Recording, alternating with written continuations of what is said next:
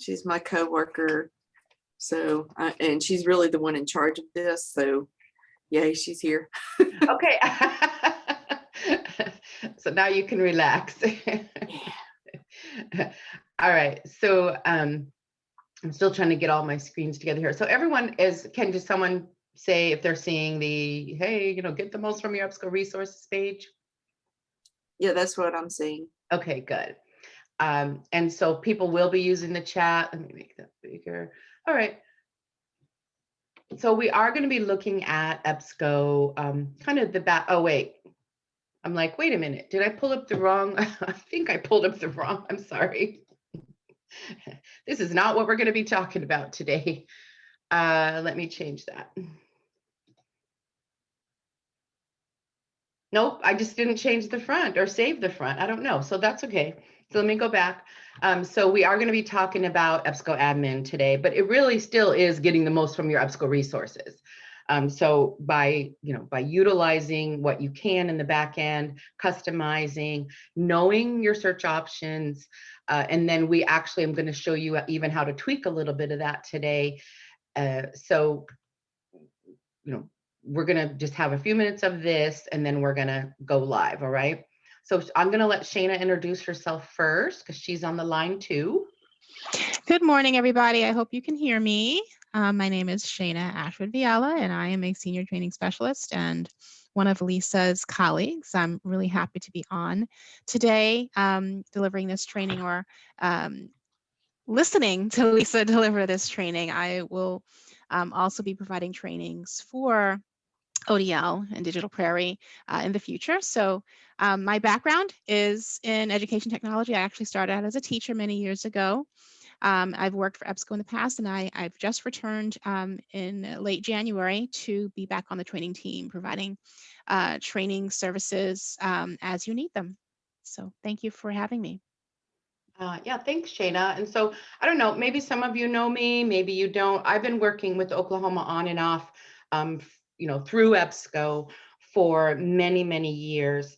And so when I say good old Lawton, I've been there lots of times. In fact, I live in New Orleans now, and before I moved here, it was either between Oklahoma City, me moving there, right in Bricktown area, or here in New Orleans. So I really enjoy traveling there, and hopefully Shana and I, or Shana by herself, or me by myself, can come and do some traveling again when it's safe for everyone, and when Arlene tells us to come on.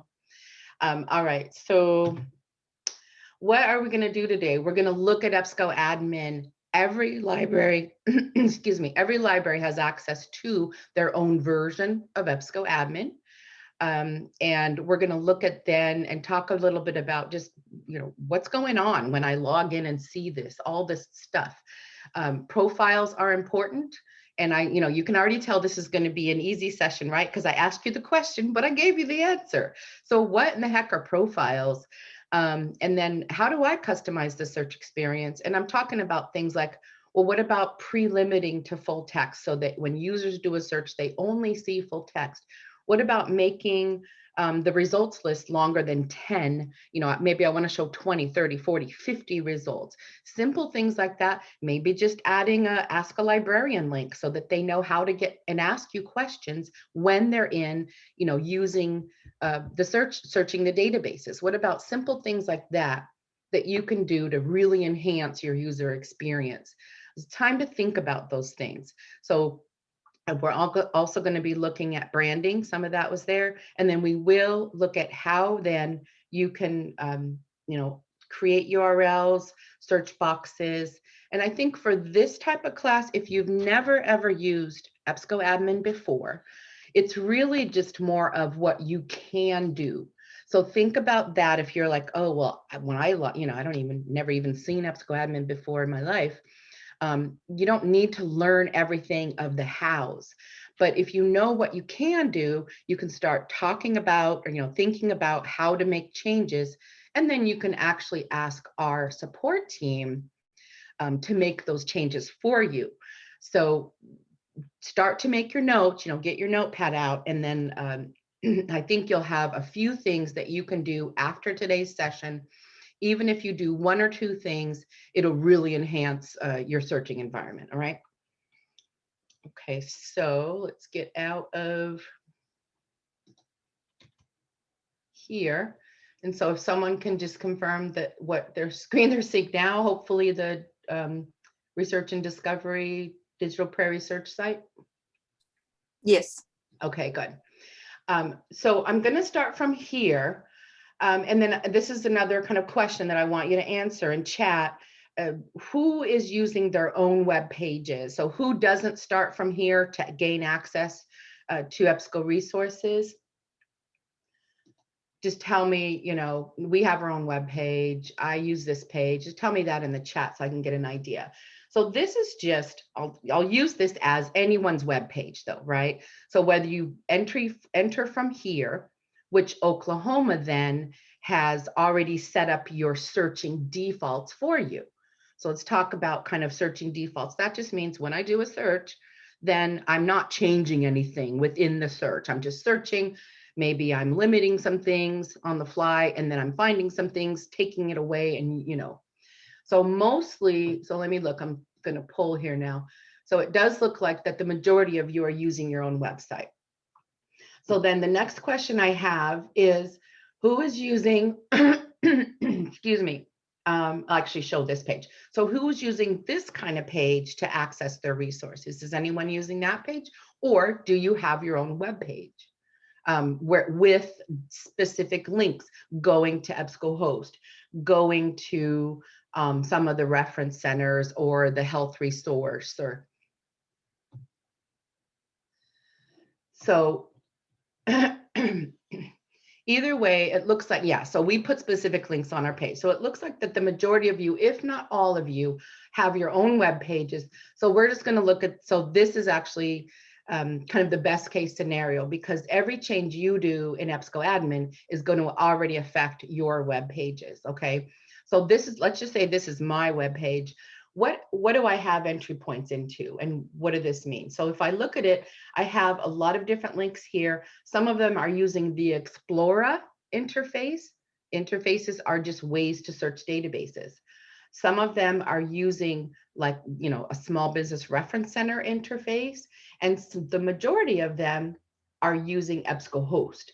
So EBSCOhost is also just a container and just a search interface that searches multiple databases behind it. So let's look in the back end then. So EBSCOadmin, every library has access to their own version of EBSCOadmin. If you don't have a login to your version, or you know, a login period, then make a note of that, and we can make sure at the end of the session that we get you a login. Okay. If when you log in, you don't see customized service, authentication, local collections, reports and statistics, and database title lists. If you only see, maybe you only see reports and statistics, that means that your permissions need to be, you know, added so that you see the full version of EBSCOadmin. Okay, so one person in your library, if not multiple people, should be able to access this and see the full version. EBSCOadmin is not something that you're going to be logging into every day. The majority of the people that log into EBSCOadmin are doing so because they're gathering reports and statistics, okay? What we're going to talk about today are things that you should probably do. It's kind of like a tune-up of your system. So how often do you do tune-ups? Maybe once a year. You know, you kind of assess how what's going on with, you know, with your patrons, with your students, and have they changed? Have their needs changed? And I'm going to give you an example. Last year during COVID, maybe all of you shut down and all of a sudden you were 100% online library. So that's a kind of, their needs kind of changed, right? So you may have wanted to look at that and see how you can change their search environment so that it better lends to the, you know, the environment that we all happen to be living in. So something like that would have been a time to think, oh, how can I, you know, everyone's using my online library, let me fix that up. So these kind of changes we're looking at today are a one-time tune-up. Make some notes, get to know, feel comfortable with the options and with what's available, and then ask us to do it. Or if you feel that comfortable, you can go in and kind of play around and do it yourself. All right. So when I first log in, I'm logging in as my site. So it's going to just say who I am here. Then it's going to land on the main user group. Main user group is typically my live environment. What does that mean? That means that if I make any changes down here, like I said, you know, if I want to change the result list page to be not 10, but 20 or 30, that's going to change it in my live environment. And a lot of the changes that I do usually happen within a matter of seconds. So I'm affecting my live environment. So think about that.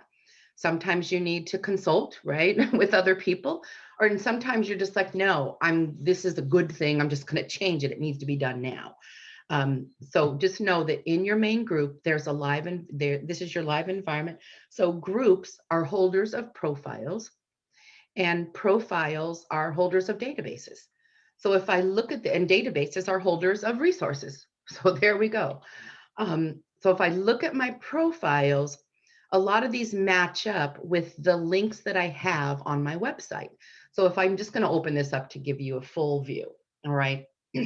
So I see that I have some Explorer profiles there. I have some different EBSCOhost profiles. You, as libraries that fall under Oklahoma Department of Library, you have inherited all of these profiles. So you may have all these profiles, plus you may have some that over the years librarians have created. Profiles can be live that are in use. They can also be just kind of a shell that's sitting there that's not in use. And so if you do, this is kind of an aside, but if you do ever want to do some cleanup of your profiles, just say, Lisa, I just want to know which ones we're using. And I want to like remove the other ones that we're not. I can send out, there's a report that you could run really quickly, and it'll tell you which one of these you're using. And then you could kind of, you know, take charge after that. But for me, I know that I'm using all of these. They're different. You know, why do I have so many? Well, I have EBSCOhost, which is going to be my main search environment. Let's just say that.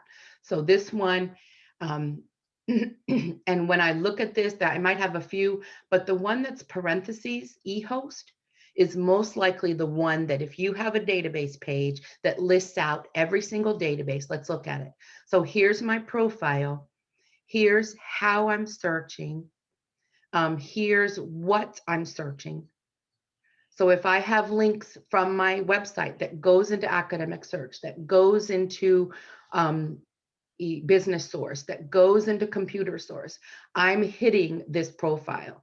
So even though I'm only searching one database, this profile is controlling all of these, okay?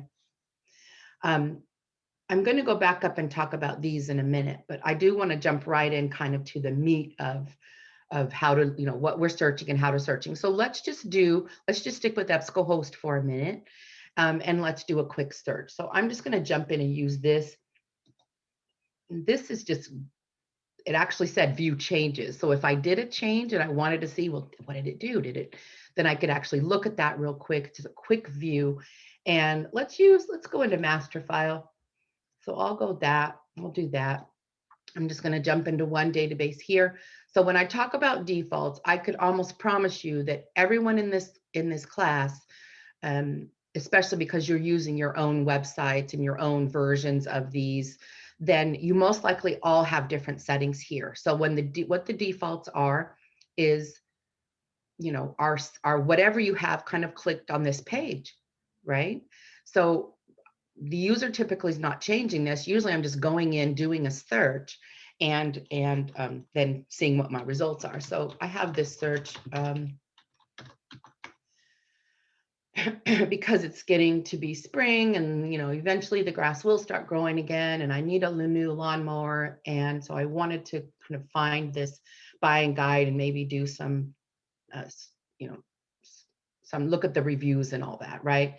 But what the system did is it said, okay, I know what database I'm searching because you chose the database. Now I know the words I'm searching, but what am I doing with those words and where am I searching them? You guys control that. And when I say you control it, from the settings that you choose, you control it. So let's look and see what this library is doing. So first of all, it took lawnmowers, and because if you all have Boolean phrase as your default search, then what it's doing is it's doing a proximity search. So if I hover over here, it's saying, okay, I'm going to take those two words near 5 words of each other, most likely. Remember I said a lot of these things can be really unique to you, but most likely you're doing a near 5 proximity word search. It's looking in the title of the magazine or journal article.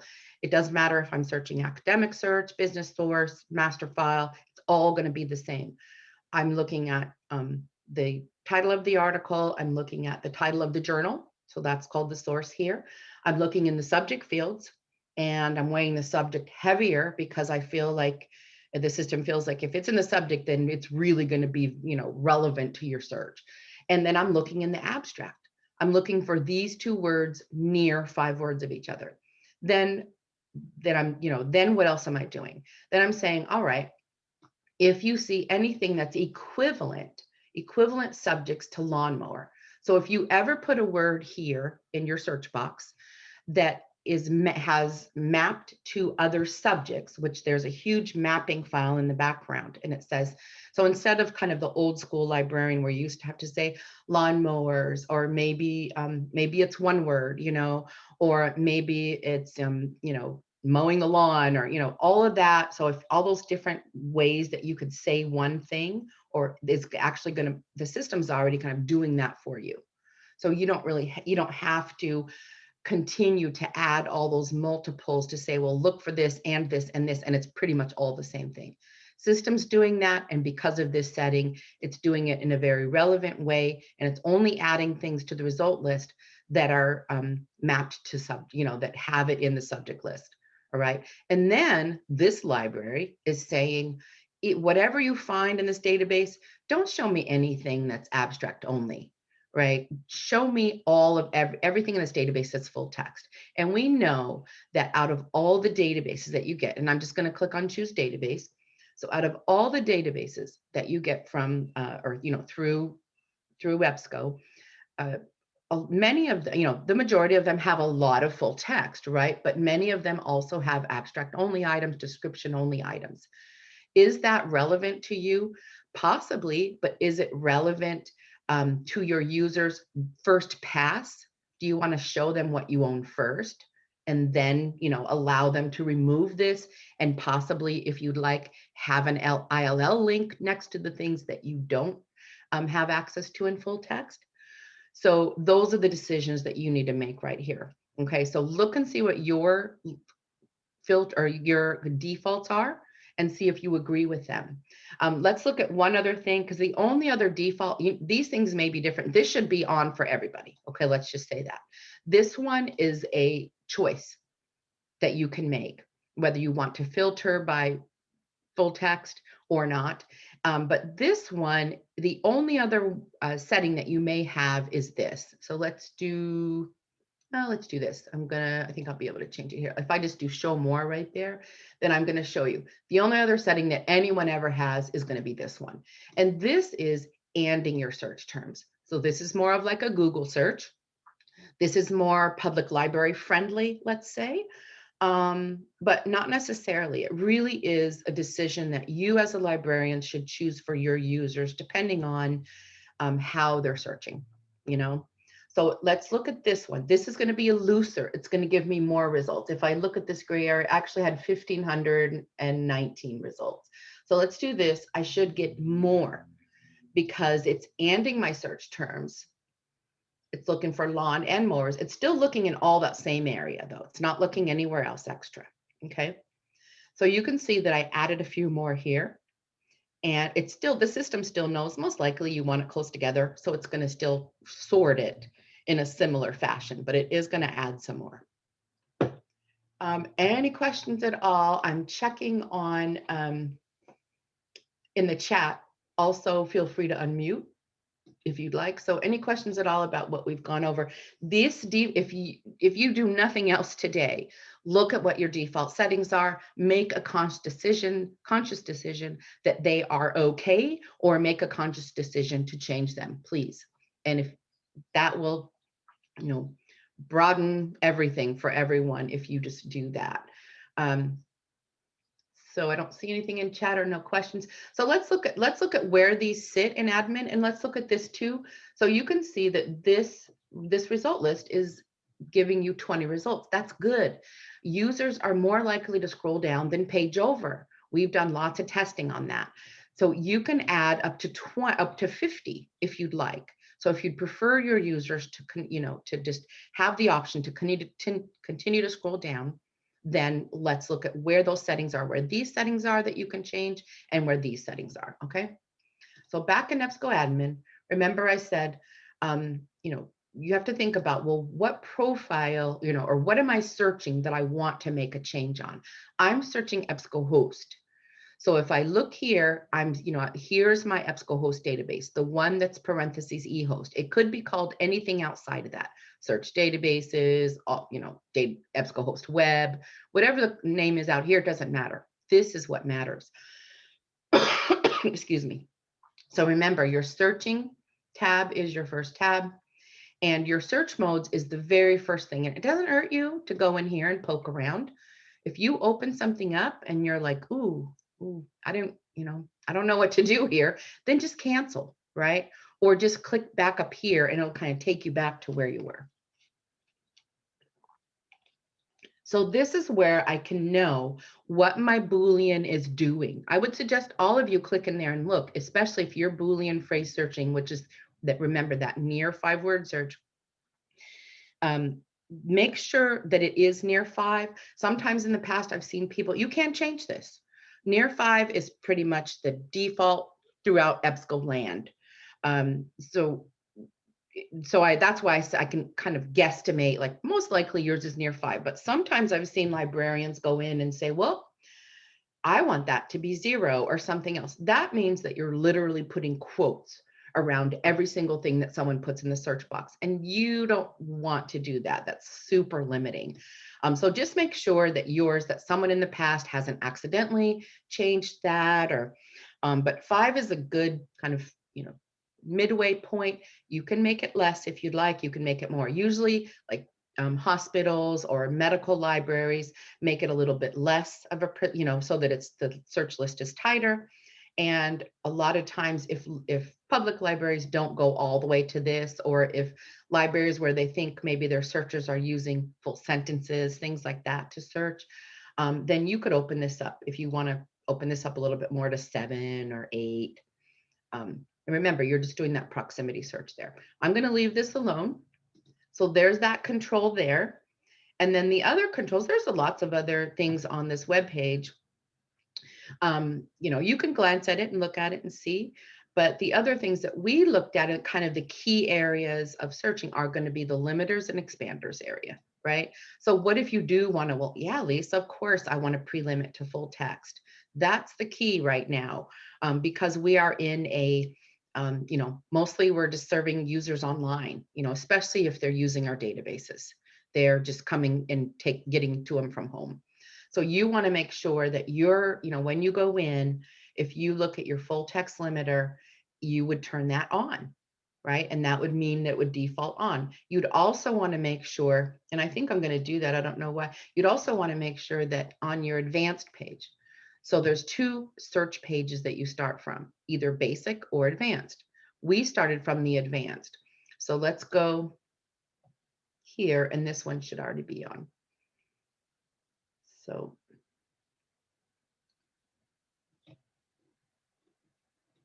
yeah, no, so both of these should be on.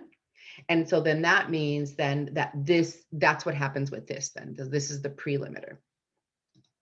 So any questions about that? Lisa, I just want to say, Oklahoma Department of Libraries likes it off because we do ILL. So yeah. So that's what I'm looking at. I'm like, okay, so I'll go back and change that, because it would have shown up anyway. And I should already know my rule, which is never change anything. Going to make everything. So I see that I'm looking at the settings here, And if you notice, so that's as simple as that. If you don't do anything else, do that. What about this then? Let's look at this and then we'll go back to this too. So there's a couple other things that you could really simply do really quick that'll make everyone's life easier. Number one is go to your databases tab. And do you show, your users always have access to this list because this choose databases is always there. So when you look at your list, is it alphabetized? Are there things on this list that you don't want, that you don't use, that you don't have links to on your web page? This list you control. So number one, it should be alphabetized. Or if it's not alphabetized, it should have the first couple databases here that you're heavily used and then alphabetized. So let's see how you can do that. So on your database, I'm still in EBSCO host because I'm still using, that's what I want to affect change on. And I go to my databases tab and I see if I scroll all the way to the bottom, these are all the databases that I'm using. I can just boom, click this. And then I can go run out to the library and say, oh, guess what? I took so long to alphabetize our list. Here it is. Because I know this is just a pet peeve of a lot of people when I talk to them individually. So that's super easy to do. Another thing is that if you do, let's say that I'm from an academic library and I don't have an education program, I have really no need to search a very low level database, which is primary search. This is a primary school database. It has things like Highlights Magazine. I have no need to show that to my users. I can just turn that off. And then this list in the front gets smaller then. So it's very concise. So there's some controls you could do there. The other thing we talked about, any questions, please just unmute yourself and say, hey, Lisa, stop. But here, the viewing results tab, how do I make it more than 10? And when I say 10 results, most likely if you've never touched this before, you're seeing 10 because 10 is the default. It was rolled out to you years ago like that. And we don't change. When I say we, EBSCO does not change your profiles for you. They don't change your settings for you. They figured that, that's your environment and we're not just going to come in and touch it. So you then should go and make this effort here to go ahead and change it to 30, 40, 50, 20, something probably beyond 10. Okay. So any questions about that at all? Let me know. I did mention also that you could, if you wanted to, you can add an ILL link. Is anyone in this class using ILL currently?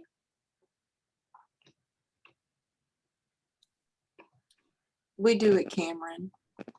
Yeah, and then do you know, sometimes people say, well, ooh, I wouldn't want to add an ILL link because it's, I'll get too many requests. But do you know if you have an ILL link in your EBSCO resources? We do. We have it limited to full text at first, but when we teach classes, we show students how to take that limiter off. Yeah. If they're not finding enough articles, it'll mainly be, your upper division students, but showing them how to take that off and how it changes to where the ILL link, how to do that. Yeah. So you can see that when I took the full text off, I got almost another 1,000 results there. And then some of those results then are going to be with that ILL link. So thanks for sharing that. So if that's something you'd like to do, then, just make that note and we can help you to get that done. Okay, so we want to make sure that we're looking, so we've only really talked about one interface, okay, EBSCO host. So whatever changes you think that you've done to those, like let's say just you've changed the 10, to be more and so on, then you want to make sure that every other profile that you're using, like let's say you're using poetry and short story, or let's say you're using, Small Business Reference Center. You want to kind of peek at those too and make sure that those settings are also similar. So if I just look at Small Business Reference Center, I'm going to say cancel because I don't want to make changes on that profile. But this itself is a whole different searching interface. I'm searching the database of Small Business Reference Center, but I'm not using EBSCO host anymore. I'm using Small Business Reference Center interface to search it. That the reason why I'm doing that is because it highlights the resources in there. I don't have a choice of databases here, you know, it's just one database that I'm searching. So when I do a search here,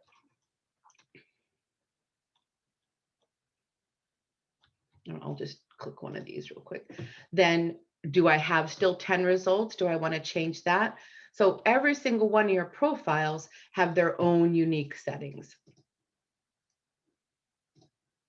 Sorry, let me go back to here to the result list and show you. So let's see what this has. And actually, because I clicked in, there's only one, but you kind of get the idea. If I did do a search,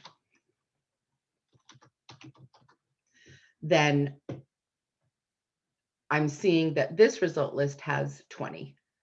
So you kind of want to keep all of your settings real similar. And you can do that by, by going through each profile that you're using. Okay. So any questions about profiles? Anyone who has some notes that they're going to actually make some changes? Hope some of you do. So I'm seeing a few people saying yes.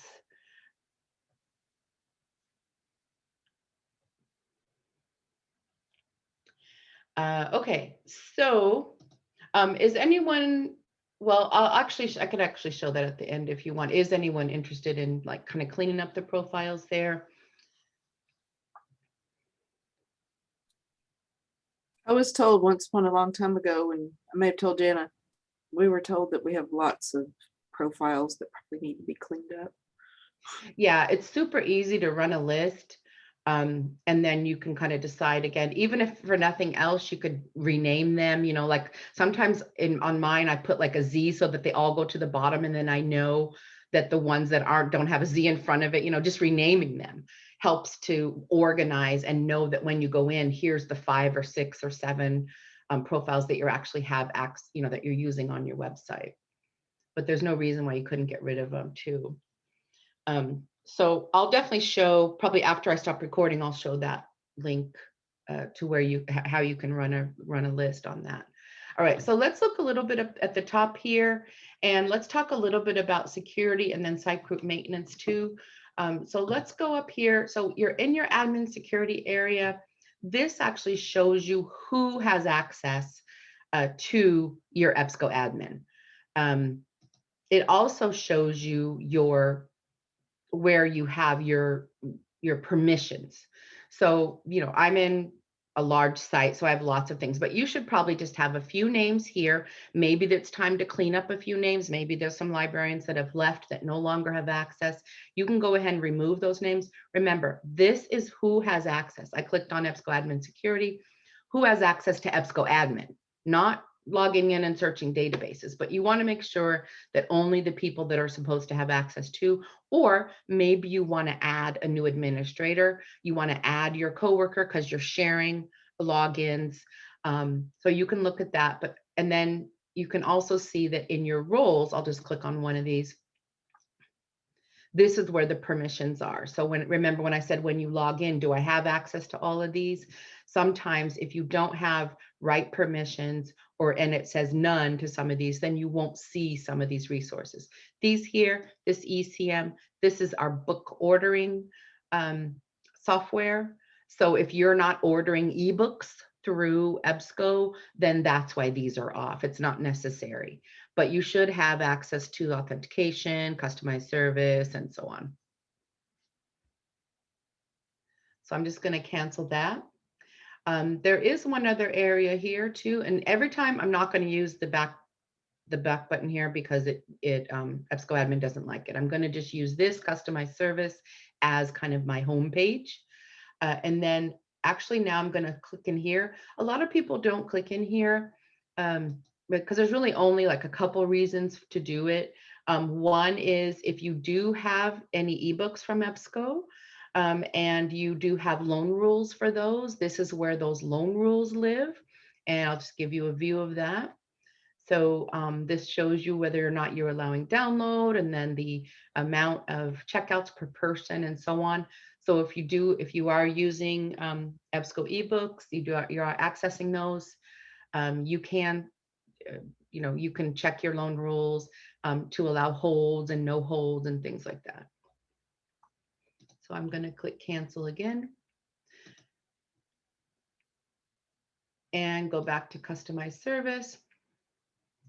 So I think I didn't get a question on if is anyone using this page as an entry point at all? Or do your users see this page, this type of page in your library? We don't have that. Okay. We just, well, I mean, we have a list of all of our databases from all of our companies and links to. Yeah, you have your own, because this is EBSCO's kind of entry point of all EBSCO resources. Some smaller libraries just have like a link saying EBSCO, and then they'll show this. So that's why I'm just checking to make sure. So this, just FYI, this can also be manipulated and changed. So if you're interested in that, say something quick and we'll talk a little bit about it. If not, I'm going to move on. Okay, because that's also available in site group maintenance. All right, so all of you should already have different ways to authenticate and access your resources. You might be using an easy proxy, you might be using single sign-on, or you might be using, well, you might just be using the geolocation that's available there. So no matter what, it all kind of lives here. So you should also, as an administrator, you should be checking your authentication area. And I think the most important part maybe is the IP part. So, this is using that EBSCO user ID and password. If you're not using that, and that would be if you're using this page as a login ever, then these logins go with that page. If you have in the past given EBSCO your IP address ranges, and if they happen to change, or if you just want to check to make sure they're covered, then you can check in here. There's one other thing here. Actually, is one place that I want everyone to look at. So here's some homework for you. Log into EBSCOadmin, go to authentication, go to preferred authentication. Okay. And just make sure that your authentication method is listed here. So this will control a couple things. I think the main thing for you all is our app that we have. So we do have a newer app that came out. It's in both app stores right now. And so when the user goes, think about, the use case, right? I'm on my phone, I download the EBSCO app. I find my library. So that's what you first do, is you say, well, who am I affiliated with, right? So you find your library, then that library wants to know, then EBSCO wants to know in the app, like, well, what authentication do you want us to show them? Do you want us to show them the proxy that you have? Or do you have a single sign-on, or do you, so there's a couple other ways. If you do have a proxy, you're going to drop down and just choose that. Or you're going to make sure that this is correct. If they're in an IP recognized environment, which most likely they won't be because they're on their phone. If you're giving them a single sign-on here, or maybe the CPID, which is usually a library card. Okay, so you just want to make sure that their mobile experience is good. That's by clicking on authentication and going to preferred authentication. This is new, so you do need to look at this. And a lot of times, as an administrator, you will get emails from EBSCO, and they will say, hey, we've made this change, you need to do this. So if you're not getting emails like that, then I probably, you just need to sign up for them. You need to make sure that EBSCO's sending you those kind of admin emails. And then I know sometimes it's hard to, to say like, well, what's important, what's not. But for things like that, glance at it. If it says anything about, hey, make this change in admin, that's kind of the clue of, oh, okay, I better at least see if this is something that's going to affect my users and if I need to take action on it. Okay. So local collections, I don't think any of you are going to do anything in local collections. So I'm just not going to talk about that. If you have any questions about it, or if you are already doing something on it, let me know right now. But I'm just going to say this is not being used in your environments. Reports and stats, we're going to have a whole, go ahead. Is this, we have some subscriptions that don't go through like a database. It's just like, you know, one-off, we subscribe to that, but we have electronic access. And back when I was working with this, is that where I was going when I was trying to get like a link set up to those resources? I just remember I had so much trouble with it. It's been many years since we did that, but it's just something I'm trying to remember for Jana. Yeah. So what you're talking about is, let me go ahead and go back over here and just grab and just open up one of these. So when we talked about, and I'll go into Academic Search Elite, do a search. And if, let me just change this to newest. I'm looking for something that I don't have a link to. So here's some things that we have the metadata to, right? It's fairly new. Maybe the link, maybe the full text is coming later because it's on a embargo or something. But either way, let's say that you own this journal, then you say, well, I buy this journal just, from another resource. And I have access to it. How can I tell EBSCO that I have this? So the number one thing is with trying to get access to other resources is, number one, it has to be in the resource itself. So you can't really like necessarily load data in there. It already has to be in there. So it has to be a title that lives somewhere, right? With the matching article metadata. Then you're absolutely right. If you know that your EBSCO resources hold a title, but it's not necessarily in full text, or it's not in full text in the length of period that you own it, and you do want to add a link, right here, not there, but here, that goes out then to where you own it, we can do that.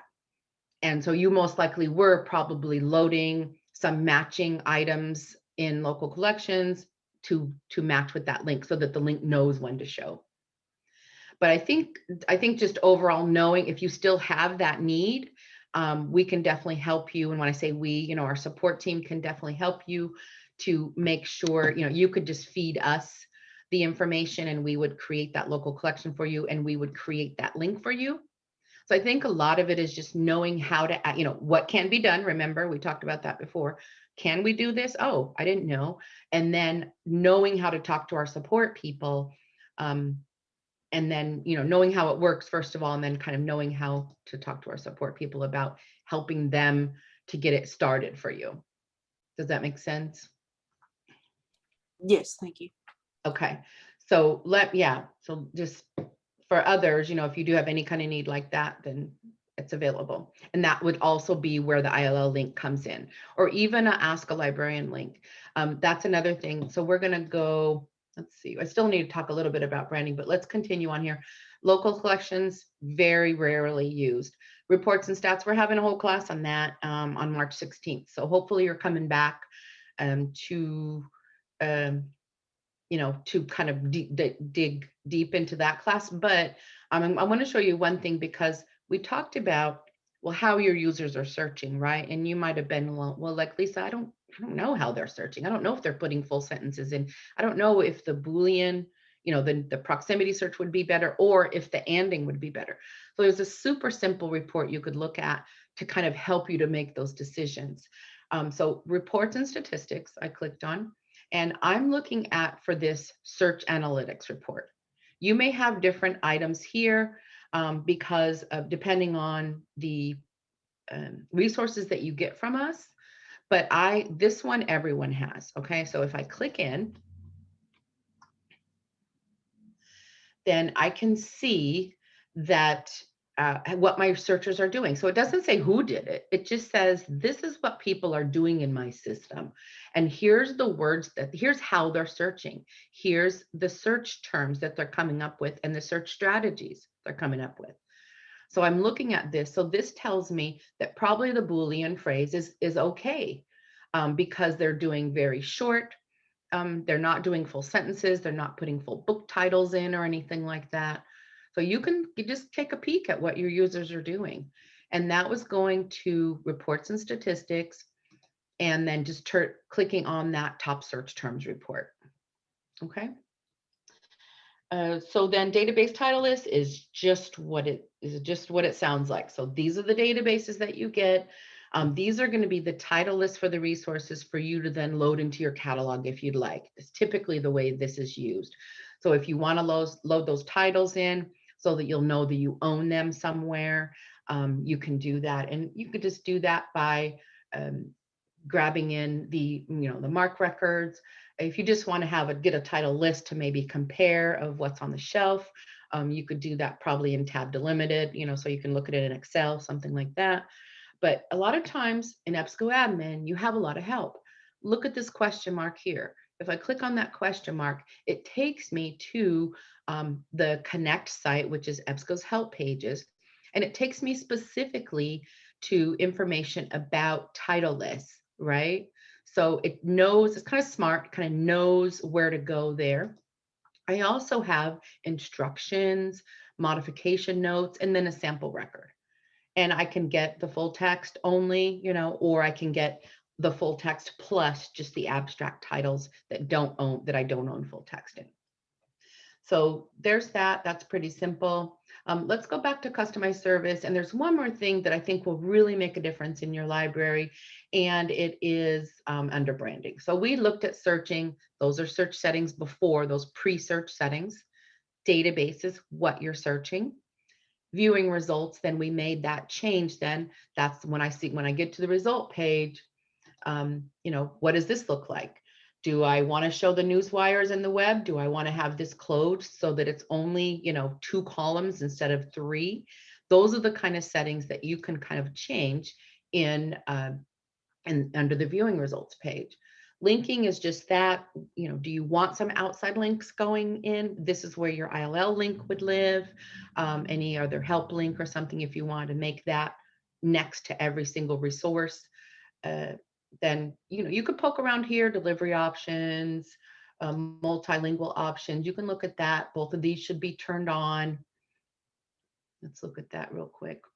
I know we're coming towards the end here, but allowing users to change dynamically, what does that mean? That means that when I go here, I'm able then to change the interface. I'm not changing the results to be in that language, but I'm changing what the interface says.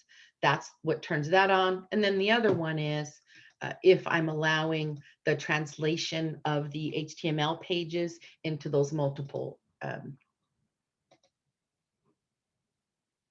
languages. So if I go back here and I click on relevance, which should be the default sort, and I click on an HTML, the reason why, so sometimes I've trained and I show this and they're like, oh, Lisa, those aren't on in my library. Well, because for some reason they're turned off. And I would look at that in your, in the interfaces that you're using, because a lot of times maybe it's turned on in one interface, but off in the other. So make sure that your interfaces are consistent with the settings that you're checking, number 1, and the settings that you're changing, number 2. So let's just say, for instance, kind of easy. I know for sure that I'm also using, let's say I'm also using this Explorer. I want to, you see, so I want to make sure that, if it's important, I want to make sure that these are consistent for my users. Okay. So you see, it's not that hard to do. All right, and then branding. So there's one thing you could do that I think is helpful, especially because our libraries are, we do have a lot more online users than we used to, most likely, is that you can add some type of go back to on your searching pages. So where am I? I know where I am because Oklahoma Department of Libraries has branded this. You can do the same thing. You can add a branding. You can add then under this brand, you can add a link that goes back to your library homepage, maybe your databases page, whatever you want. You can also brand here if you'd like. You can brand both of these places. And then the one thing that I would suggest is if you do have a contact us page, or if you do have a chat service, or if you'd like to get an email, if people do have questions, you can actually really quickly add an Ask a Librarian link right up here. If you don't already have that, this is how you would do it. Go into your interface that you want it to show. Usually it's, start with EBSCOhost. That's changing mostly all of the databases you're searching. Then go over to branding. And here's where, if you wanted to, you could even customize colors. So if you want to change it to your school colors, you can. But it's simple to add the Ask a Librarian link. It's already there, but why isn't it showing? Well, because it doesn't know what to do. So if I go into modify, then the reason why it's not showing is because it's off. So do I want to take it to a contact us page, or a, introduce, the librarian, who we are page, wherever page you want to take them to that you already have created, just go ahead and cut and paste that and put it, gives you instructions here, put that URL here, click submit. That's all you have to do for that. Then that will come up. Well, actually, if you want to change the text at the top, if you don't add any text here, it's just going to be Ask a Librarian. That's the default text. But let's say you want to say contact us. So that's going to be that. Then I'm going to give them the URL. It's going to have all the different contacts on that URL page. Done. It's a done deal. Or if I don't have a page, maybe I just want to send them to the generic library account where people, we look at that throughout the day and then we answer these questions. So either way, this is super easy to do. And then what it does is it adds a link up here. You can name that link whatever. Default is Ask a Librarian, and then give them a way to contact you. All right. So if you don't have that, hopefully that's something you want to do. The branding is pretty easy. It shows you here, this is your beginning search page. So you can just match up. If I want something on the bottom, most likely I'm not doing that. And I'm leaving that Oklahoma Department of Libraries at the bottom too, because I think we have that. But maybe I want my, at least if nothing else, maybe I just want text here that links back to my library homepage, something like that. So a lot of different ways. Think about it. Your users left the homepage of your library, left your library pages. How do they get back to you? It's really the question you want answered. All right, so I'm going to be quiet for a minute. We've gone over a lot of key settings for searching.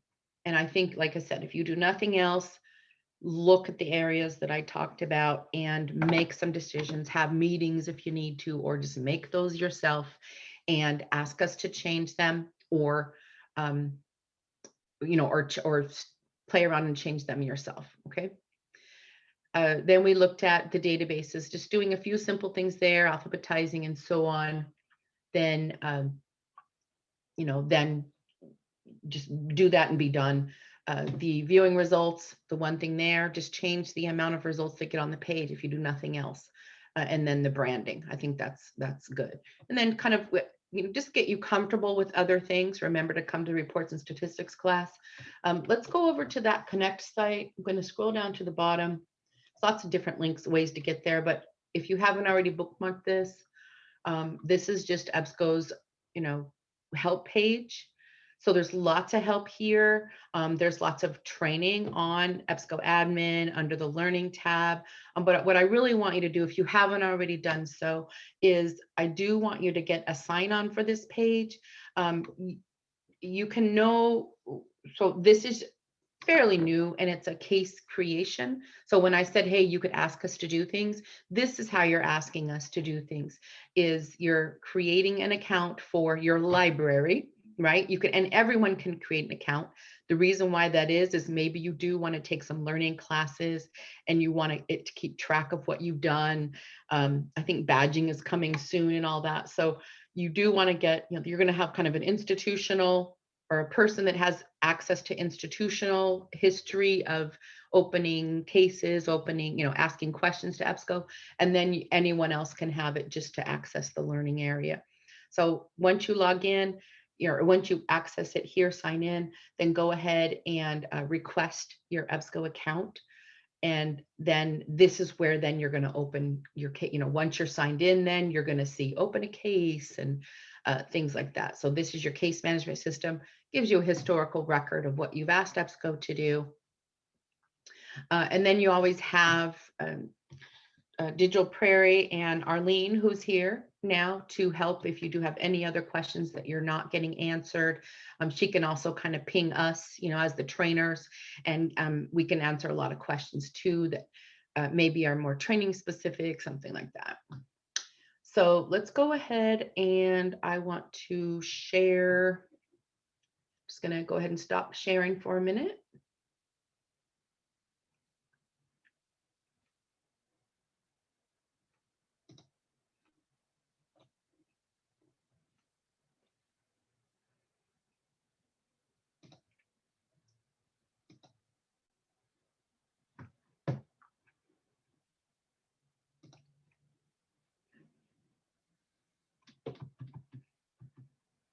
And I want to say thank you to everyone. Oh, can you see the training? I want to make sure that you know too, we're having other trainings that are coming up besides the usage reports. There's a few other trainings after that, a homework help class and something else.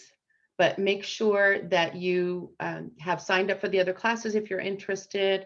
And thank you again today for your time. Hopefully you feel more comfortable and confident with how you can control your searching environment, and then that you do take some of those suggestions and run with them, okay? Then Arlene did give her email in the chat too, so if you want that.